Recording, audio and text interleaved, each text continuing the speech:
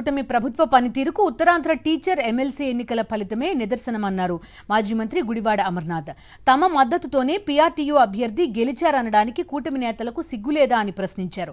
ప్రభుత్వం ఉద్యోగులకు పీఆర్సీ ఇస్తామని మోసం చేసిందని మండిపడ్డారు. ఇక గ్రాడ్యుయేట్ ఎమ్మెల్సీ ఎన్నికల్లో టీడీపీ రిగ్గింగ్కి పాల్పడిందని ఆరోపించారు మాజీ మంత్రి గుడివాడ అమర్నాథ్.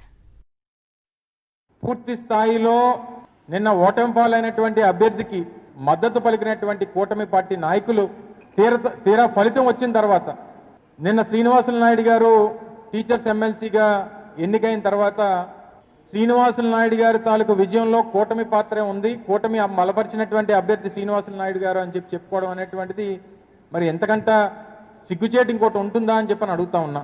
కనీసం గతంలో మేము అధికారంలో ఉన్నప్పుడు వేసినటువంటి పీఆర్సీ దాన్ని కూడా రద్దు చేసి కొత్తగా పీఆర్సీ వేసినటువంటి పరిస్థితులు లేవు. ప్రతి నెల జీతాలు ఎప్పుడు పడతాయో తెలియనటువంటి పరిస్థితుల్లో అగమ్యగోచరంగా ఉన్నటువంటి ప్రభుత్వ ఉద్యోగస్తులు వారి తాలూకా కడుపు మంటకి నిన్న వచ్చినటువంటి ఎన్నికల ఫలితం, పట్టభద్రుల ఎన్నికలు మీరు చేసినటువంటి అరాచకాలు 1, 2 కాదు. ఏ రకంగా ప్రభుత్వ వ్యవస్థల్ని వాడుకొని పూర్తి స్థాయిలో రిగ్గింగ్కి పాల్పడ్డారు ఈ ప్రభుత్వం అనేటువంటిది కళ్ళకు కనిపించింది.